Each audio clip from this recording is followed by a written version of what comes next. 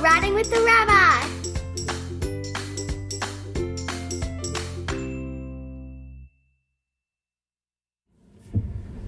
Hello everyone, Shavua Tov. This is a nighttime edition of Riding with the Rabbi. I don't usually do it at night just because for filming purposes and other, but I have a very, very special guest in the car, Rabbi Alex Israel, who just served as our scholar in residence here at Eitz Chaim. First of all, how was your Shabbos? It was a wonderful Shabbos. The Klibbanovs are the most wonderful hosts, and the community was beautiful. Oh, go on.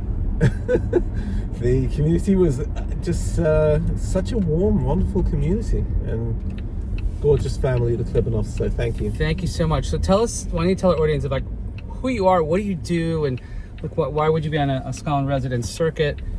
Okay, so my name is Alex Israel. I made Aliyah 35 years ago. From America? As you can hear from the accent, I'm from Texas, and I grew up in England, and I was introduced to Israel first through my parents, who were very Zionist, through Bnei Akiva, and I decided to come to yeshiva for a couple of years. I studied in Yeshivat Har Etzion, known as the Gush, and did my couple of years in Israel, went back to England and did a degree in economics and computers, but really spent most of my time in youth work with Jewish education, Bnei Akiva, Batei Midrash, and I decided I wanted to dedicate my life to educating young people, and that's how I made my way back to Israel after university to study some more, and spent a few years in yeshiva. I've been teaching in Israeli yeshivot and midrashot and other organizations like the Rabbi Sachs Foundation, like the Tzohar Rabbinic Organization. I'm deeply involved in learning Tanakh, which is somehow, strangely enough, became my expertise. And the other thing I'm really very much caring about is the state of Israeli cohesion of the Israeli community, the Israeli people, which, as you probably all know, is at the moment somewhat strained. Is there something going on? There's one or two things going on, and so that's what I do. And one of the other fun things I do on a daily basis, which keeps me out of trouble, is I have a daily podcast where I teach a chapter of Tanakh a day.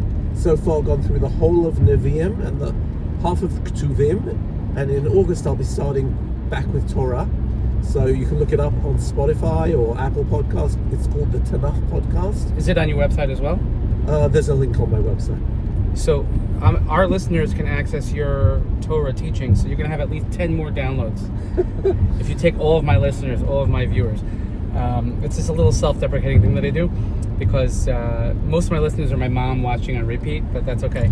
How does one become, I mean, you're known as a Tanakh expert. You're as an expert Tanakh, a master teacher, and I've learned from you, with you, and you taught our whole shul this Shabbos, and it's actually the second time you're at Eitz Chaim, but your renown really is far and wide. So how does one reach that point, or is that something one aspires to?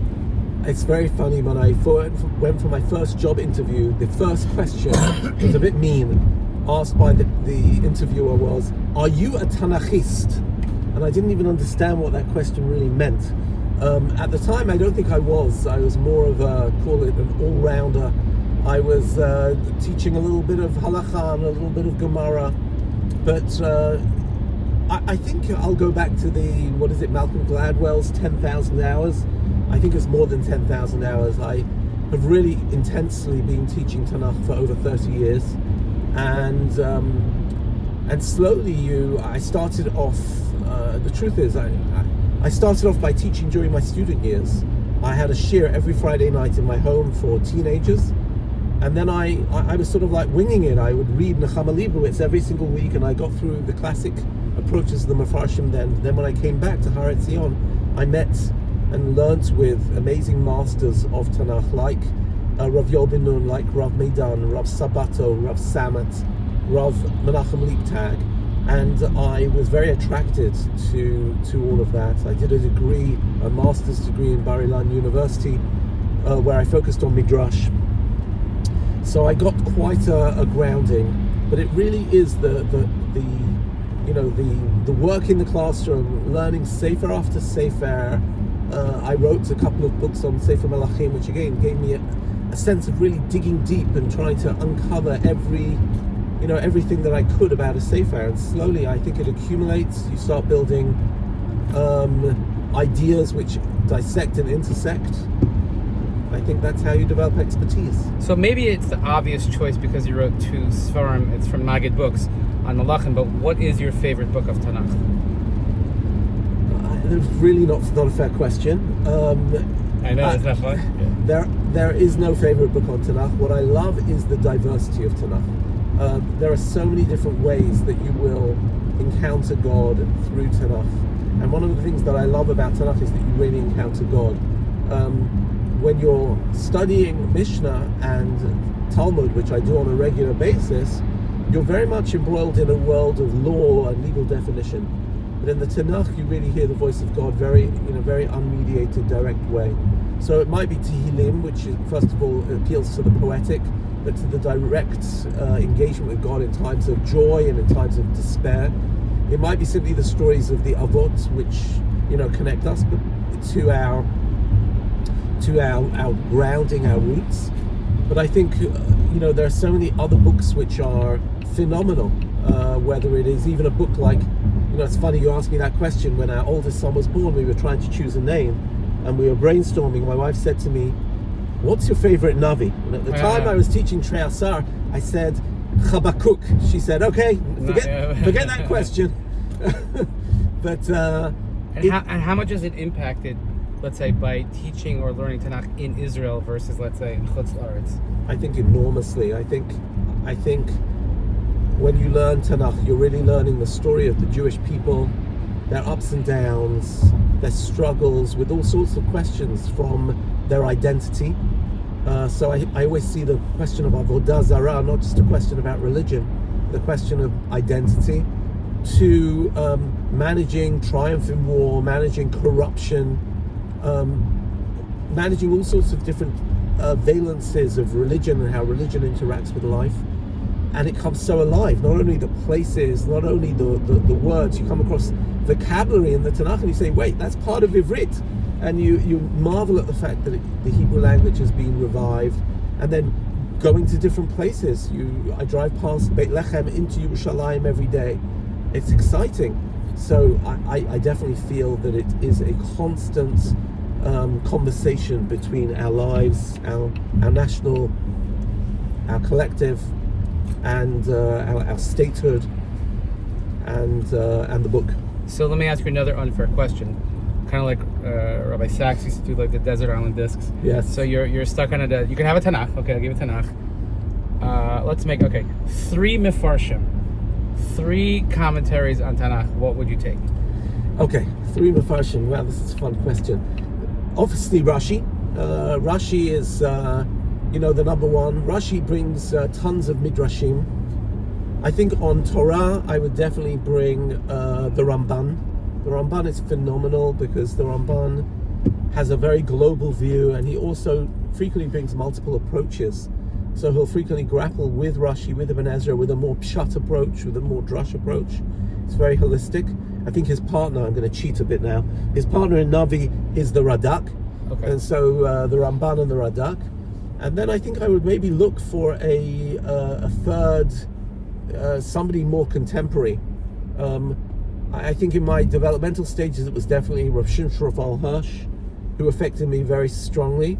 But today, it would definitely be more modern readers like Rav Elchanan Samet and Rav Yoni Grossman, who have taken a literary approach to Tanakh.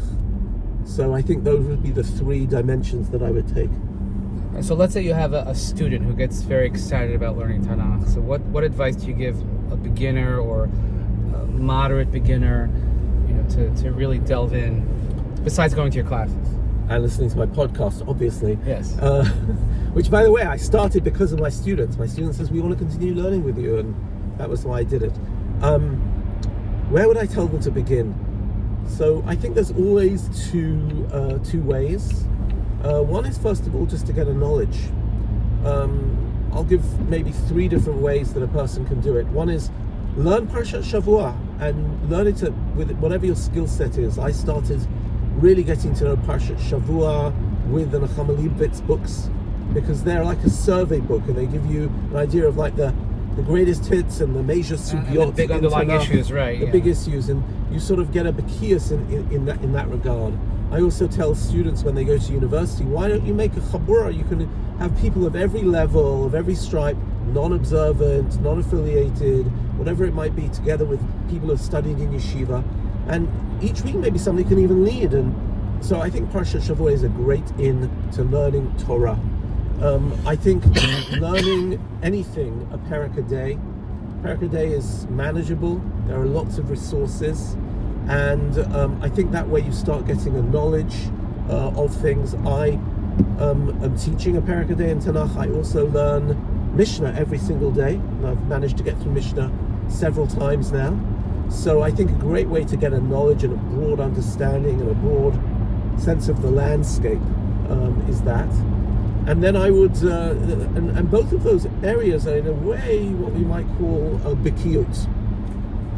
Bikiyut means getting a broad perspective, but then sometimes you also want to dig down into something in much greater depth and study at a slower pace.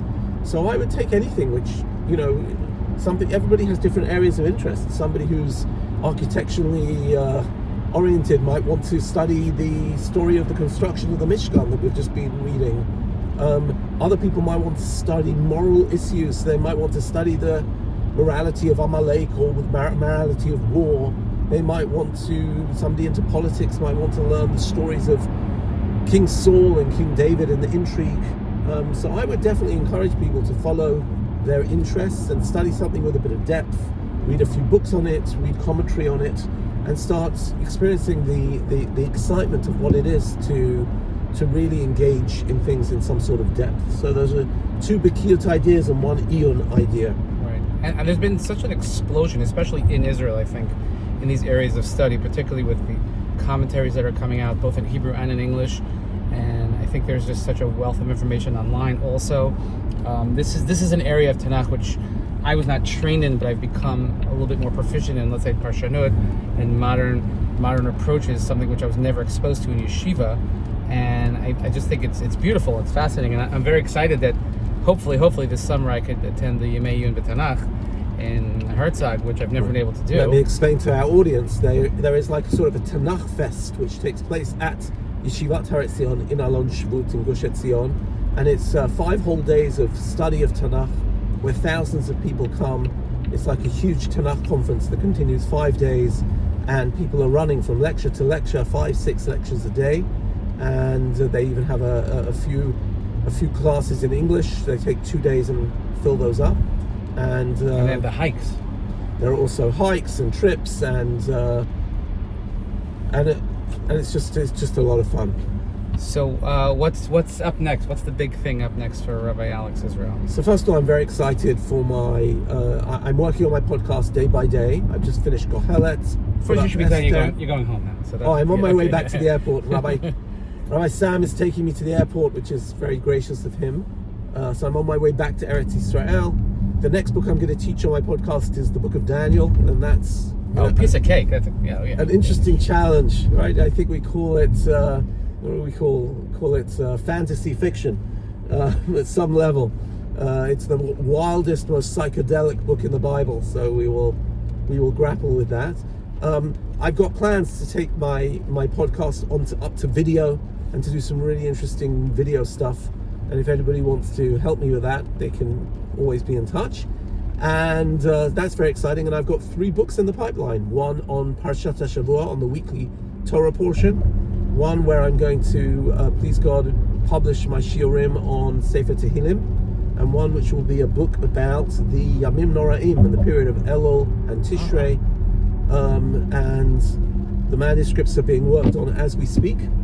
We got to get it out there so the rabbis could have sermons for. I don't think it's going to be out that soon, but who knows? You know that it's a big compliment when rabbis steal your stuff and use it. So they say the konev is shirnei shmo or something like that, but you change it a little bit to make it yours. But it's got to be the biggest form of flattery, I think. I was very cognizant.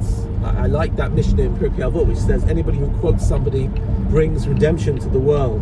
But it has to be b'shem omro. B'shem omro, yes. Right? And when I was writing my book, I was talking to a particular man, and he accused somebody of being a plagiarist. I said, a plagiarist? They're one of the most greatest teachers in the world today. He said, well, they quoted something from me, and they didn't quote it in my name. Yeah.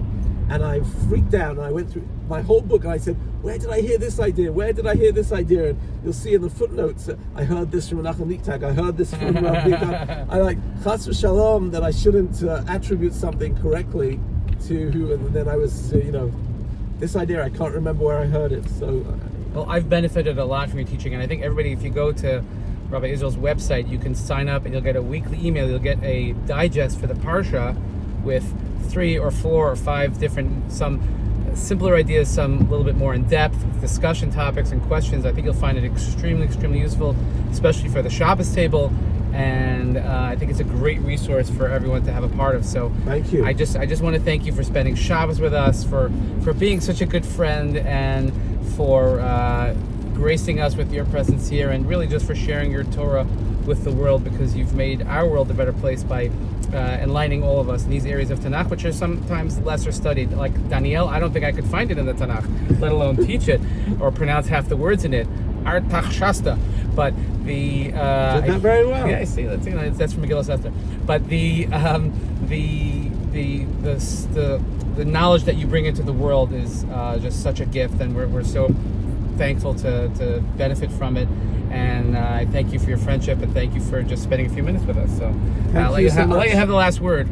All I would like to say to everybody who's watching is just I actually spoke today about Sudah Shlishit and about the situation in Israel. Everybody should remain connected, praying for all of our hostages, praying for our chayalim, and understanding that Israel is in a testing situation, but is in a wonderful situation. People are so motivated, people are so engaged, young people have given so much this year to make Israel a better place, and we are living with a great sense of hope in Israel, and people stepping up to the plate. And you should come visit, you should be supportive from home, from a distance, and up close. And I look forward to seeing you all in the Holy Land. I love it. Thank you so much. I'm Yisrael Chai. See you very soon.